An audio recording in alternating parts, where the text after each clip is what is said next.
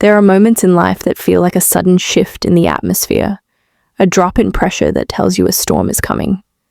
And then there are moments that are the storm, not a tumultuous, thunderous one, but a quiet, freezing rain that seeps into your very bones and changes the landscape of your soul forever.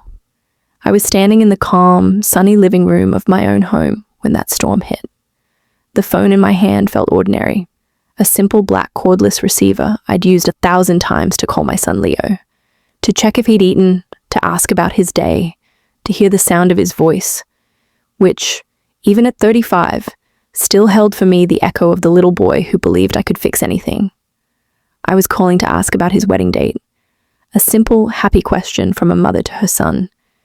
I could feel the smile on my own face, the gentle anticipation. I had already begun composing the mental list. Call Diana, my sister in Chicago, to share the news. Dig out my good pearl necklace. Maybe even get my hair done a little fancier than usual.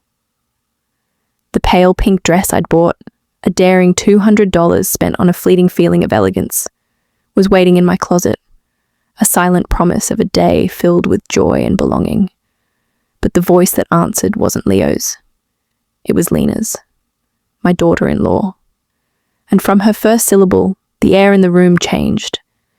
It wasn't her words, not yet, but the tone underneath them, a certain rehearsed lightness, a false cheer that set a faint alarm ringing in the deepest, most intuitive part of me, the part that had mothered a child for decades and learned to read the spaces between his words.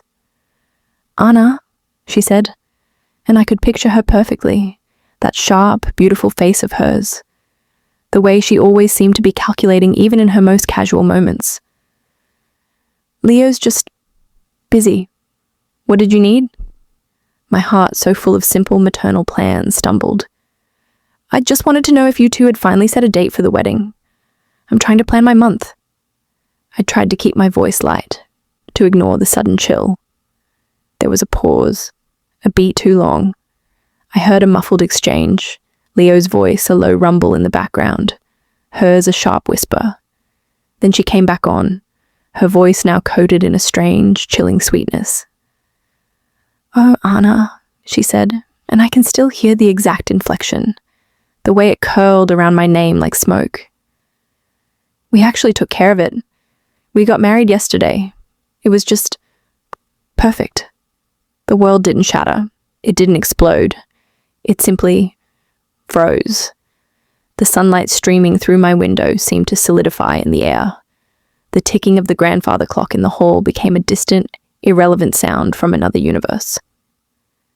Yesterday, the word echoed in the hollow space she had carved out inside me. "But," I managed, my voice a faint whisper, "why didn't you—" "I could have been there." And then came the knife, delivered with a smile I could feel through the phone line. "Oh, we wanted to keep it intimate. Very, very small. We only invited special people." Special people. The breath left my body. I actually felt my knees weaken, and I had to reach out to steady myself on the back of my armchair. The fabric, a familiar, worn chenille, felt alien under my fingertips. Special people. I replayed the 3 years prior in a single blinding flash. The $500 rent transfers every month, a ritual of maternal duty I never questioned. The one $200 for their living room sofa, the one I imagined them cuddling on. The countless grocery runs filling their refrigerator when their own youthful financial mismanagement left them with nothing but condiments and hope. The $800 I'd given Lena just last month, for a few personal things, which I now understood with devastating clarity, had likely gone toward the white dress she wore in the photos I wasn't supposed to see. I was their foundation. I was the silent, reliable engine of their comfort. But I was not a special person. I was not important enough to stand witness as my only child pledged his life to another. Leo finally came on the line. His voice was strained, thin, a pathetic echo of the confident man he pretended to be. "Mom, it's not what you think. It was a spontaneous thing. Just us and 2 witnesses from the city clerk's office. We'll have a bigger party later, I promise." But the lie was so flimsy I could see right through it. A mother knows the music of her child's truth. And this was a discordant, ugly note. I murmured something. I don't even remember what. A polite nothingness, and hung up the phone. The weight of it was immense, 1,000 pounds of betrayal and humiliation.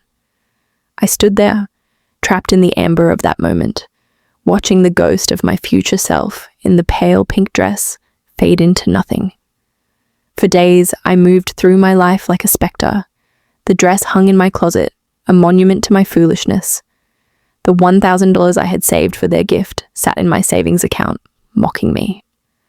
I had cleaned my house for a celebration that would never happen.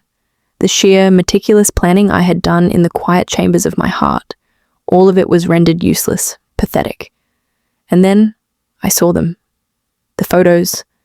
A friend of a friend, someone I barely knew, had posted an album. Leo and Lena's beautiful day. There it was, in high-resolution color. Not a spontaneous city hall elopement. A full-blown, albeit small, wedding. A charming garden venue. A string quartet. Lena, radiant in the dress I helped buy. And there, flanking them, beaming with pride, were her parents. Her siblings were there, toasting with champagne. Aunts, uncles, cousins. A whole family. A complete circle from which I had been deliberately, surgically removed. Special people. The phrase became a mantra of my pain. It played in my head when I woke up, followed me through my daily chores, and echoed in the silence of my empty house at night. It was the label on my relationship with my son. Ordinary, expendable, not special. A week to the day after that phone call, the silence was broken. Lena called again. But the woman on the phone was a different creature. The confident, dismissive bride was gone, replaced by the familiar, trembling voice of need. "Anna," she began, her voice thin with a manufactured panic. "The rent, it's overdue. The landlord is being so horrible. He says if we don't pay by Friday, he'll start the eviction process. You must have forgotten to send the transfer this month." I was silent. In that silence, I traveled back through 3 years of my life. I saw myself cancelling lunch with my friend Eleanor to rush to the bank. I saw the beans and rice on my own plate, a small sacrifice so they could order takeout. I saw the slow, steady drain of my retirement savings, the money my late husband, Arthur, had left to ensure my peace, not theirs. I saw the 33,400s, a number I would later calculate with cold, precise fury, vanishing into the black hole of their entitlement. And I saw Lena looking me right in the eye through that phone line a week ago, telling me I wasn't special. The calm that settled over me wasn't the absence of emotion, but its absolute mastery. It was a deep, cold, clear lake after a lifetime of turbulent, warm, foolish seas. "Lena," I said, my voice so steady it surprised even me.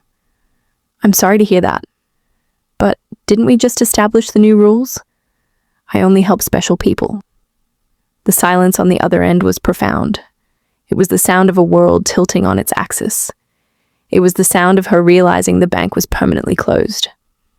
"Anna, I don't understand," she stammered, the facade cracking. "We are special to you. You're like a mother to me. You always said—" But I was no longer listening to the words. I was listening to the silence I was creating for myself. A silence where my worth was not measured in dollars, transferred, but in the peace I could finally claim for my own. I had spent a lifetime believing love was a currency you paid forward, hoping for a return of affection. I finally understood it was a gift you should only give to those who value the giver, not the gift. And in the trembling silence of that phone call, I began, for the first time, to give that gift to myself. The click of the phone ending that call with Lena was the loudest sound I had ever heard. It was the sound of a door slamming shut on a part of my life I had mistaken for love. In the silence that followed, I didn't move. I simply stood there in my living room, the same room where I'd received the news of my exclusion, and let the truth wash over me. It wasn't a wave of sadness anymore. It was a tide of cold, hard clarity. For 3 years, I had been an architect, carefully building a foundation for their life with the bricks of my savings, the mortar of my hopes. And with one phrase, special people, they had shown me it was a house I was never meant to enter. That night, I didn't just go to bed. I went into mourning. I mourned the son I thought I had. I mourned the grandmother I might never be to their future children. I mourned the woman I had been, the one who believed generosity could purchase affection. But as I lay in the dark, the tears that finally came weren't tears of self-pity. They were tears of rage, a hot cleansing fury for all the times I had swallowed my pride, for all the times I had accepted crumbs of attention as a feast of love, for all the silent humiliations I had endured just to remain in the periphery of their world. When the morning light finally pierced through my curtains, it felt different. It didn't bring comfort. It brought illumination. I got out of bed, my body aching with the fatigue that had little to do with sleep, and walked to the bathroom. I looked at myself in the mirror, really looked. The same tired eyes, the same wrinkles that mapped a lifetime of worry and care. But there was something new staring back at me. A hardness in my gaze, a flinty resolve that had been buried under decades of compliance. This woman in the mirror had been patient. She had been kind. She had been selfless to a fault. And she had been treated like a utility, a reliable, predictable faucet of funds that could be turned on with a simple, desperate phone call. Well, the faucet was now closed, permanently. I went to the kitchen, the heart of my home, and made coffee. The ritual was the same, but the silence was different. It wasn't a lonely silence, it was a purposeful one. For the first time in years, my first thought upon waking wasn't, I wonder if Leo needs anything today. It was, what do I need today? The simplicity of that question was revolutionary. I sat at my kitchen table, the very spot where I had so often sat with my checkbook open, calculating how much I could spare for them, and I did a new kind of math. I took out my bank statements, my ledger, a fresh notepad, and a pen, and I began to add it all up. I wanted to see the full, unvarnished cost of my own foolishness. The numbers stared back at me, black and white and utterly damning. The monthly rent, $500, multiplied by 36 months, $18,000. The grocery runs, the emergency bills for utilities, the constant stream of little things, roughly $200 a month, another $7,200. Birthday gifts that were never quite extravagant enough, Christmas presents that felt like obligations, anniversary checks, at least $3,000, Lena's medical emergency that was never fully explained, $800. The down payment on their car they swore they'd pay back, $2,500. The air conditioner that broke during a heat wave, $600. The living room furniture set so they wouldn't have to sit on the floor, $200. I added the column once, then twice. The total was $33,400. $33,400. Money from Arthur's life insurance. Money from my teacher's pension. Money I had saved penny by penny from a life of modest living. All of it vanished into the bottomless pit of their entitlement, to be treated like a stranger at my own son's wedding. As if on cue, my phone rang, vibrating across the wooden table. Leo's name flashed on the screen. In the past, my heart would have leapt, my hand would have snatched it up, hoping for an apology, for an explanation, for anything that would restore the world to its familiar painful order. This time I watched it. I let it ring. Once, twice, 3 times. The sound was no longer a siren's call. It was a reminder of my new resolve. The ringing stopped. The silence returned. 10 minutes later, it was Lena. I let her ring too. Then a text message lit up the screen. Mom, please answer. We need to talk. I picked up the phone, my thumb hovering over the delete button. I didn't feel anger. I felt a profound, bone-deep weariness. I deleted the message and turned the phone face down. That afternoon, I did something I hadn't done in years. I went for a walk with no destination, no bank to rush to for a transfer, no supermarket to buy them groceries, no pharmacy to pick up a prescription for Lena. I just walked. I passed the park where I used to push a young Leo on the swings, where he would shout, "Higher, mommy, higher," with utter, unshakable faith that I could launch him into the sky. When had that little boy become this man who saw me as an obstacle to his comfort? When had I started to believe that my value as a mother was directly proportional to the money I could provide? My feet, almost of their own accord, carried me toward the bank. I stood outside for a moment, looking at the familiar logo. Mr. Klein, the branch manager, had seen me here more times than I could count. He had processed every one of those $500 transfers. He had watched my savings account slowly diminish, month after month, with a quiet professional concern he was never at liberty to express. I took a deep breath and walked inside. He saw me through the glass partition of his office and waved me in. "Mrs. Anna," he said warmly. "What can I do for you today? Another transfer?" "No, Mr. Klein," I said, my voice firm. "Actually, I need to cancel all the automatic transfers I have set up, all of them." He looked genuinely surprised, his eyebrows rising. "Cancel them? All of them? Are you sure? Did something happen?" I met his gaze. "What happened, Mr. Klein, is that I finally opened my eyes.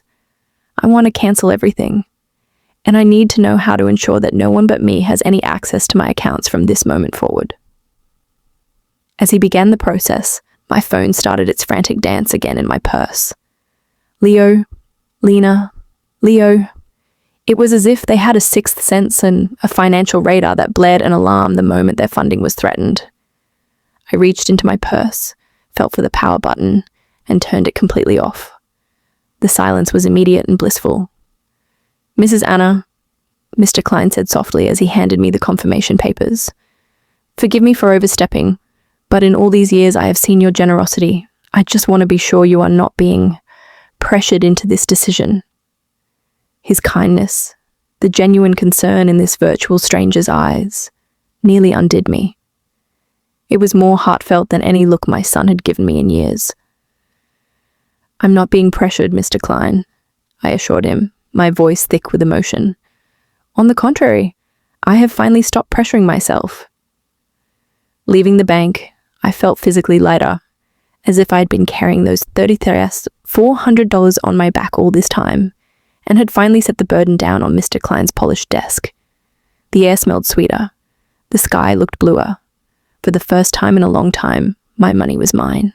My life was mine. When I arrived home, the feeling of liberation was so profound that I didn't immediately register the 3 cars parked haphazardly in front of my house. It was the sight of movement through my own living room window that sent a jolt of ice through my veins. They had a key. Of course, they had a key.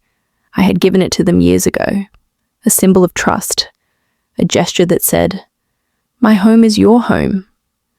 I had foolishly believed it meant they would one day care for me, as I had cared for them. Now, I understood it had simply given them unrestricted access to what they considered their future property. I stood on my own front walk, my keys in my hand, and took a deep, steadying breath. This was it, the first real battle of my new war. I unlocked the door and pushed it open. The scene that greeted me was one I will never forget. Leo was sitting on my sofa, his head buried in his hands. Lena was pacing my living room rug like a caged tiger, her movements sharp and agitated, and a man I had never seen before, dressed in a crisp grey suit, was standing at my dining table. My table, casually looking through a stack of my personal papers. Leo looked up, his face a mask of manufactured worry. "Mom," he said, his voice dripping with a condescending concern that made my skin crawl. "Thank God you're here. We've been so worried." Lena stopped her pacing and zeroed in on me. "Anna, we need to talk. This is Mr. Fisher. He's a lawyer." The man, Fisher, offered a thin, professional smile that didn't reach his eyes. "Mrs. Anna," he said, stepping forward with an outstretched hand. I made no move to take. "I'm a family law attorney. Your children are deeply concerned about your recent behavior and have asked me to assess your situation regarding your financial decision-making capacity." The audacity of it, the cold, calculated cruelty, stole my breath for a moment. They hadn't just come to argue. They had come with a lawyer to declare me incompetent, The woman who had told me I wasn't special enough for her wedding was now positioning herself to have me declared unfit to manage my own life. I walked past him, straight to my dining table, and began gathering my papers from under his hands. "These are my private documents," I said, my voice low and steady. "You have no right to be looking at them."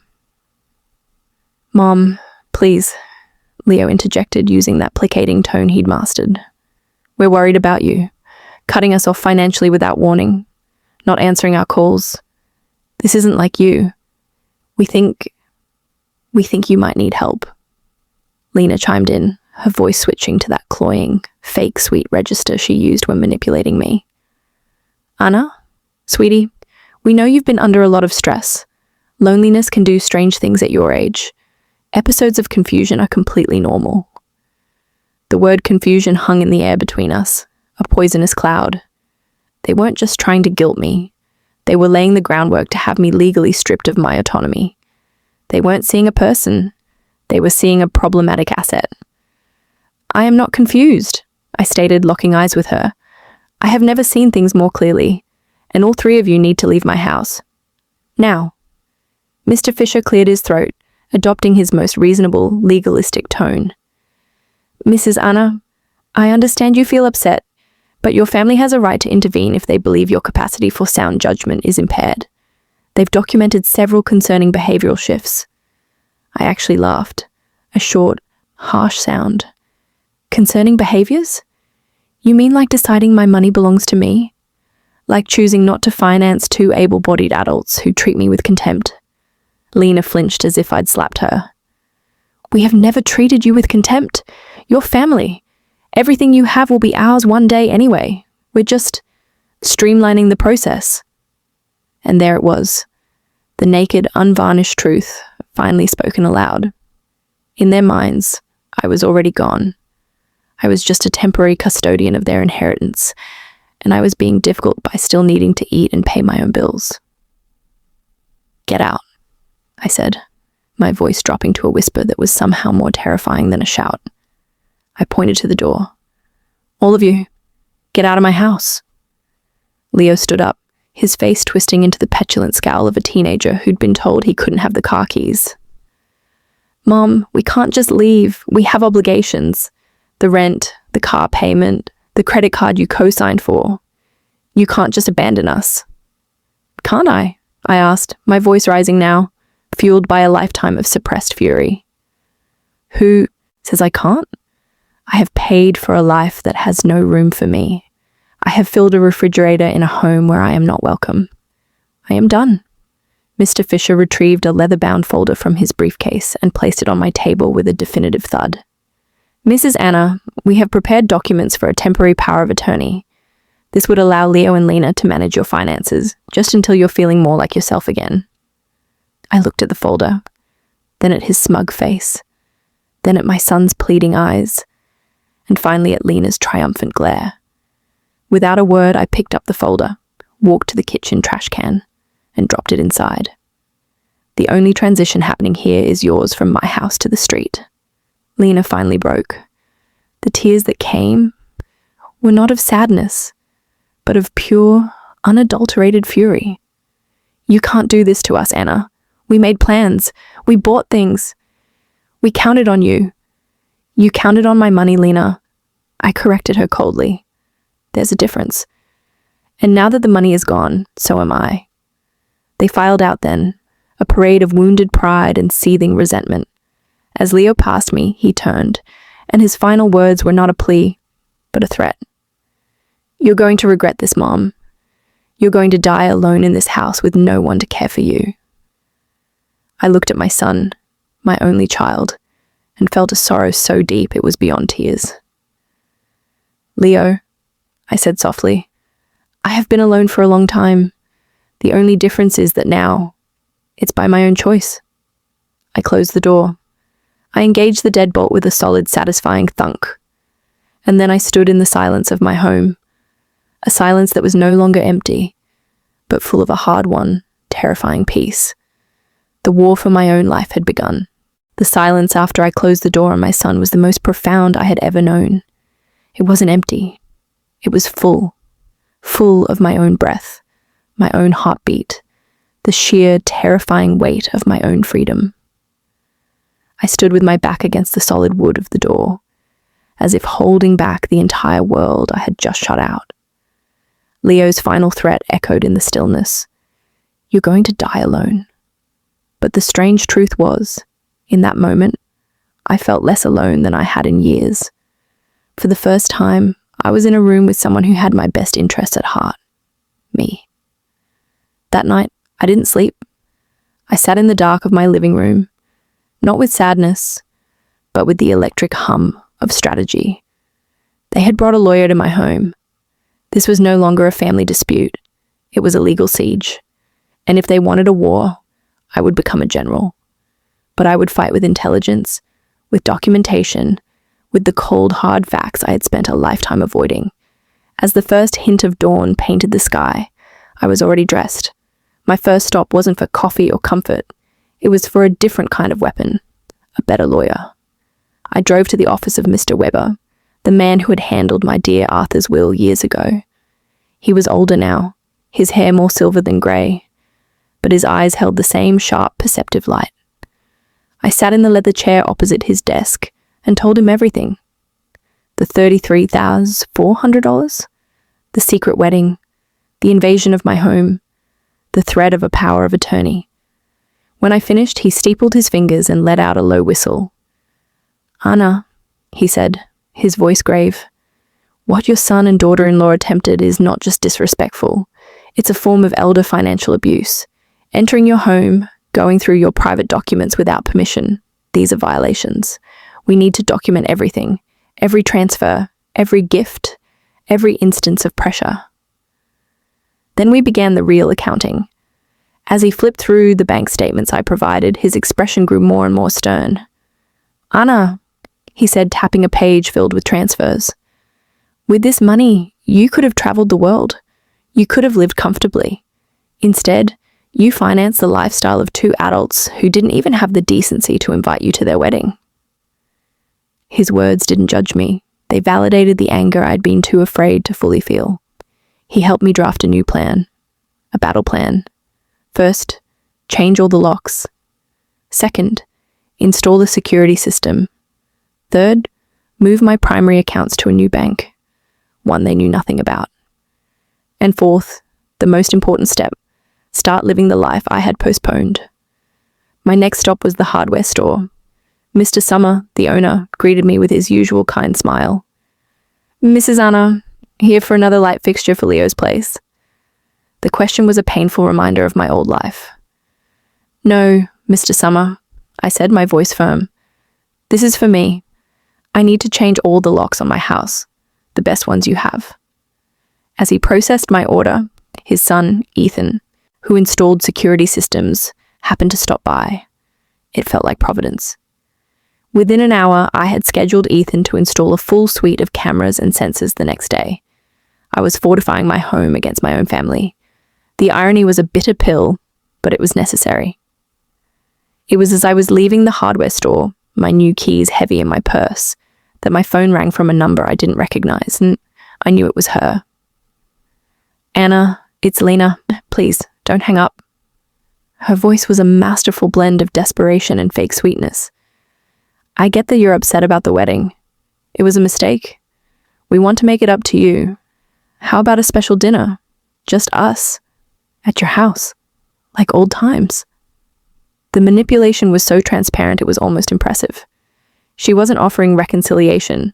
She was offering a tactical retreat to regain access. Lena, I interrupted, my voice calm. How much is the rent you owe exactly? The silence on the other end was a confession. It's 2 months. $1,000. But that's not why I'm calling Anna. We miss you. Do you miss me? I asked, the question hanging in the air between us. Or do you miss my money?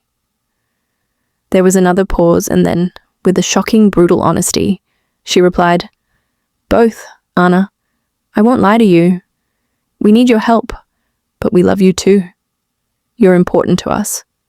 Her admission was a gift. It stripped away all pretense. If I'm so important, I said, the words clear and final, then why wasn't I important enough to be at your wedding? When was the last time you called me just to ask how I was feeling? The silence that followed was my answer. It had always been my answer.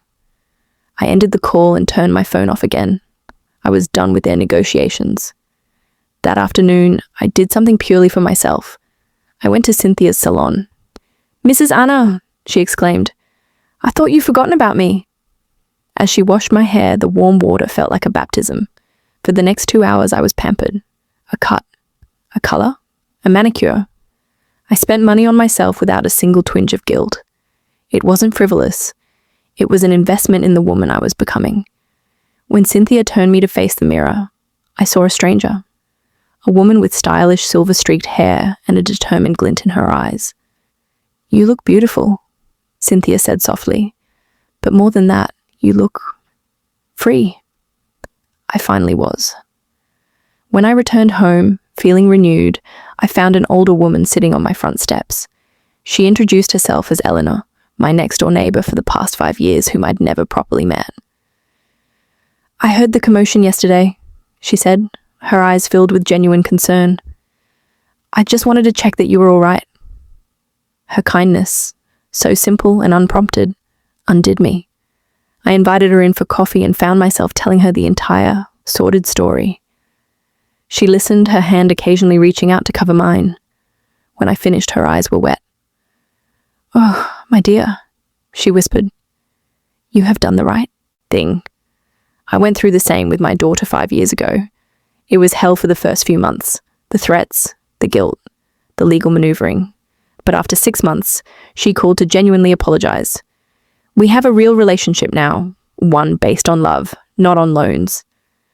Her story was a lifeline. It was proof that survival was possible, but the peace was short-lived. The next morning, as I was enjoying my coffee, 3 cars pulled up. Leo, Lena, and 2 people I didn't recognize. I didn't panic. I picked up my phone and called Mr. Weber. "They're back," I said, my voice steady. "And they've brought company." Within minutes, he was there, followed by 2 police cars. I watched from my window as the officers spoke to my son. I saw Leo's face contort with rage, saw Lena's dramatic tears. One of the officers knocked on my door. "Ma'am, it's safe to come out. They've been instructed to leave and not return." As I stepped onto my porch, Leo shouted from the street, his voice cracking with fury. "You called the cops on your own son. You're insane."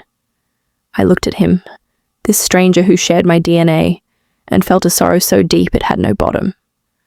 "Leo," I replied, my voice carrying in the quiet street. "Family doesn't try to have you declared incompetent.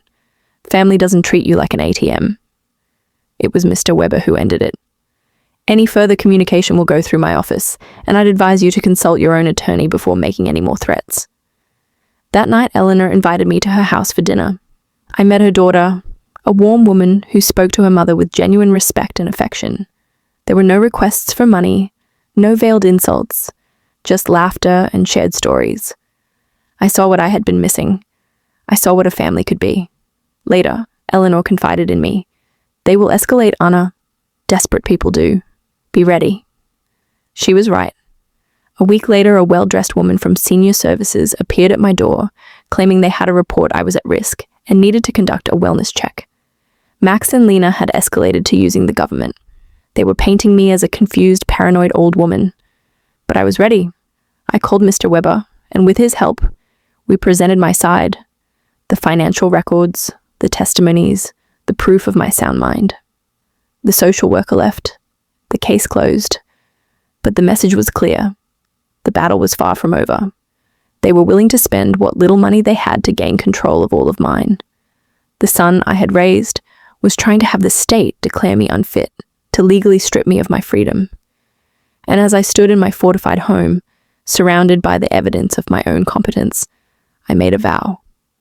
I would not just defend myself, I would win.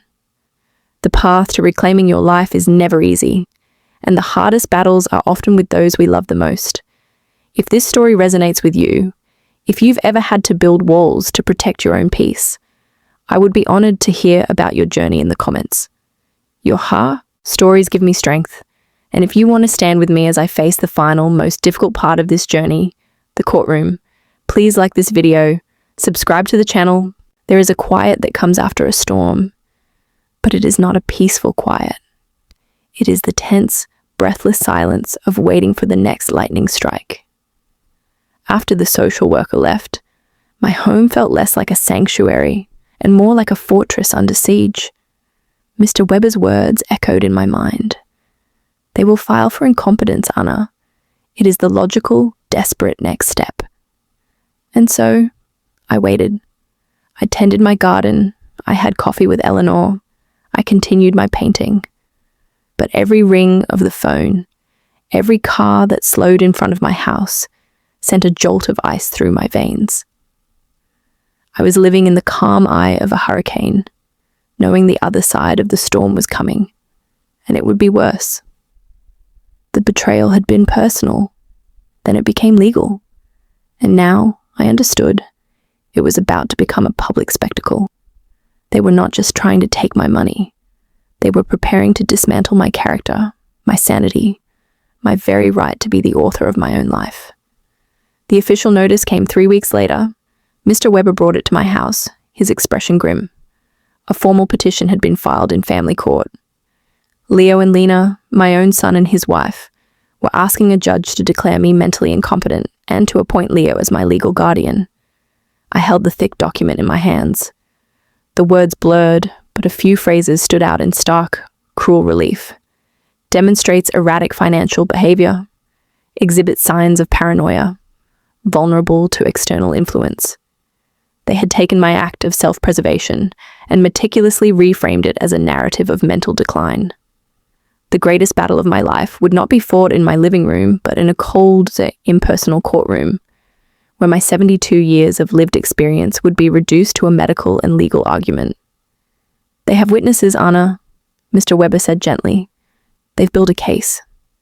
I felt a fear so primal it was a taste in my mouth, metallic and cold. But beneath the fear, something else stirred. A deep, unyielding core of defiance. They had awoken a fighter I never knew resided within the gentle, accommodating woman I had been. The morning of the hearing, I dressed with deliberate care. A tailored black suit, my mother's pearl necklace, my hair styled the way Cynthia had shown me. I looked in the mirror and did not see a victim. I saw a woman armed with truth. The courthouse was a monument to marble and echoing footsteps, a world away from my warm, cluttered home. And there, in the hallway, stood Leo and Lena. My son looked pale in a new, ill-fitting suit. Lena was dressed in somber black, as if attending a funeral. Perhaps she was. When our eyes met, Leo quickly looked away, a flicker of shame crossing his face. But Lena held my gaze, her eyes filled with a cold, triumphant certainty that confirmed this was, for her, merely a business transaction nearing its profitable conclusion. Their lawyer was a picture of expensive confidence. As he began his opening statement, his voice was a smooth, persuasive instrument painting a picture of a confused, aging woman, manipulated by a predatory lawyer and nosy neighbors into alienating her loving, concerned family. He called me a victim, but in his story, the villains were those who had helped me see my own worth. Lena was their star witness. She took the stand, and her performance was chillingly perfect. She spoke of my drastic change, her voice trembling with manufactured emotion. She described my security system as a symptom of paranoia, my new friendships as a dangerous influence, my financial independence as an irrational whim. Anna was like a second mother to me, she wept, the tears looking real enough to convince a stranger. Seeing this decline has been devastating. We just want what's best for her. When Mr. Weber cross-examined her, he was methodical, dismantling her story brick by brick.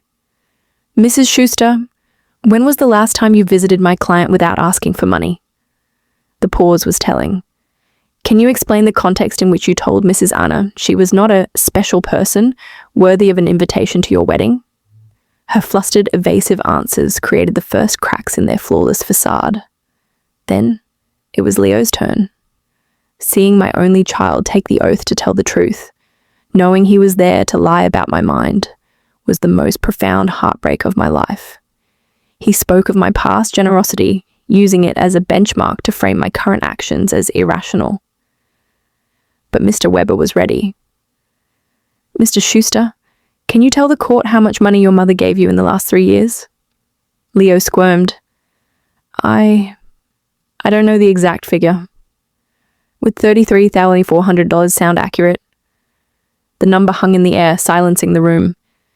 "Is it true you and your wife entered her home without permission and reviewed her private financial documents?" Leo's justification, "We were worried," sounded as hollow as it was. They called their other witnesses. My neighbor, Mr. Davis, testified to my erratic behavior, citing the cameras and my new crowd of friends.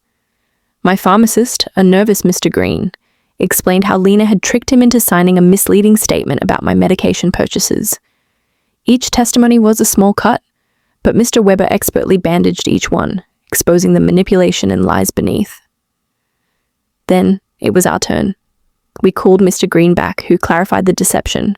We called Mr. Summer from the hardware store, who testified to my clear-mindedness when purchasing the locks. We called Eleanor and my friends from the garden club, a parade of strong, credible women who spoke of my clarity, my vitality, my sound judgment. Finally, Dr. Moore, the psychiatrist, took the stand. She presented the results of my cognitive evaluations, scores that were, in her words, well above average for your age. She stated, with professional finality, "Mrs. Anna is not only mentally competent, but she is demonstrating remarkable resilience and sound judgment in the face of extreme familial pressure." When I took the stand myself, the room fell away. It was just me and the truth. Mr. Weber guided me gently through my story. I spoke of the $33,400, not with bitterness, but with the sad clarity of a lesson learned too late. I described the pain of the wedding exclusion, the violation of my home, the cold threat of the power of attorney. I did not cry. I did not raise my voice. I simply laid out the facts of my betrayal with a dignity that felt unshakable. When their lawyer tried to rattle me in cross-examination, implying I was a lonely old woman led astray, I looked him directly in the eye. "I was far lonelier," I said, my voice clear and steady, "when I was surrounded by people who only valued my bank account. My new friends value me. There is a difference." The closing arguments were a study in contrast. Their lawyer painted a tragic picture of a family trying to save their mother from herself. Mr. Weber's was a powerful, devastating rebuttal. "Your Honor, this is not a case about mental decline. This is a case about a woman who had the profound courage to free herself from years of financial and emotional abuse. The petitioners have presented no medical evidence of incompetence. What they have presented is their frustration that their personal ATM has chosen to shut down." Judge Miller retired to deliberate. Those 2 hours felt like an eternity. I sat with Mr. Weber, my hands folded in my lap, feeling strangely calm. I had done all I could. I had told my truth. The rest was out of my hands. When the judge returned, his face was unreadable. He spoke of the evidence, the testimony, the professional evaluations, and then he delivered his verdict. The court finds no credible evidence that Mrs. Renata Anna is unable to manage her person or her financial affairs. The petition for guardianship is denied. Furthermore, the evidence strongly suggests this action was motivated by financial interest rather than genuine concern. He brought down his gavel. The sound was a period at the end of a long, painful sentence. It was over. I had won. As we walked out of the courtroom, the weight was gone. I saw Leo and Lena huddled with their lawyer, their faces etched with defeat and fury. Lena shot me a look of pure, undiluted hatred before turning away. Leo glanced at me one last time, and in that fleeting moment, I saw not my son, but a stranger. There was no apology, no regret, only the bitter ashes of a failed conquest. That night, Eleanor and my friends threw a small celebration in my garden. We toasted to justice, to freedom, to the strength of women who refuse to be broken. Elfrida, the wisest of us all, took my hand. "You didn't just win a case, my dear," she said, her eyes twinkling. "You won back your soul." In the months that followed, I truly began to live. I sold the house filled with painful memories and moved to a bright apartment in the city. I traveled to places I had only ever dreamed of. I donated a significant portion of my money to charities that protect the elderly from the very abuse I had endured. I learned that my value was not in what I could provide for others, but in the life I could build for myself. I never heard from Leo or Lena again. I learned through the grapevine that they had to downsize, that Lena finally got a job. Perhaps adversity taught them what my generosity never could, the value of self-reliance. Some evenings, as I sit on my balcony watching the sunset, I think of the woman I was a year ago, frightened, manipulated, believing love was a currency. That woman is gone. In her place is someone who has learned the most important truth of all, that the most sacred duty you have is to love and protect the person you are. My name is Anna. I am 72 years old, and my life, at last, is completely and wonderfully my own. This journey taught me that the deepest wounds often come from those closest to us, but that healing is always possible. If my story has touched you, or if you have your own story of finding strength, I would be honored if you shared it in the comments below. Your support and shared experiences have been a beacon of light. If you want to join me for more stories of courage, resilience, and rediscovery, please like this video and subscribe to the channel. There are many more conversations to be had. From my heart to yours, this is Auntie Anna, signing off for now. Thank you for listening.